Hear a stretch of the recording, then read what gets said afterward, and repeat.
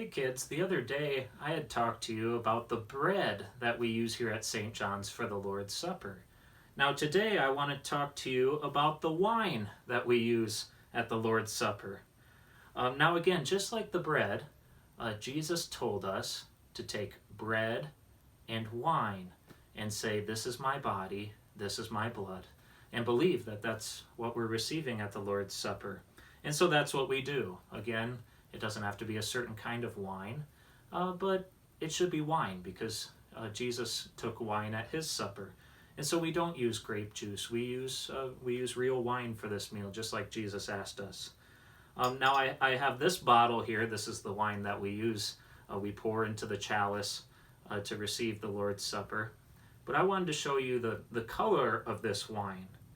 Now maybe if you know about wine, you know that wine can be either white, a whitish color, or red, a reddish color. And here at St. John's we use red. But this again, just like the bread, the type of wine that we use has a little bit of a story behind it. So you remember those rascals I was talking about the other day with the bread, who broke the bread because they didn't believe Jesus' body was there in the Lord's Supper? Well, those same folks made a rule about the wine too. They said, well, we surely don't believe that Jesus' blood is really in that wine because we can't see it with our eyes, even though Jesus told us and we believe what Jesus says. They said, from now on, you have to use red wine because red looks like blood.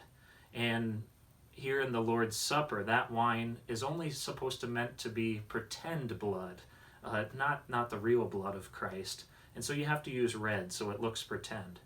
So what happened is us Lutherans, we said again, well, that's not true. Jesus said his blood was in the wine, so we believe it. And it doesn't matter what color of wine it is. If God says it's his blood, it's his blood.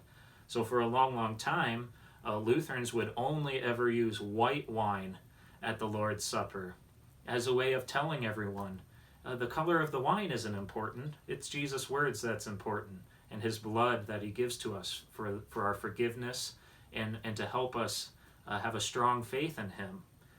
Now today that's not so important because not many people remember that old story from way back when. So we use red wine here at St. John's, and that's no problem for us because we all believe that at the Lord's Supper, this is Christ's blood that we're receiving.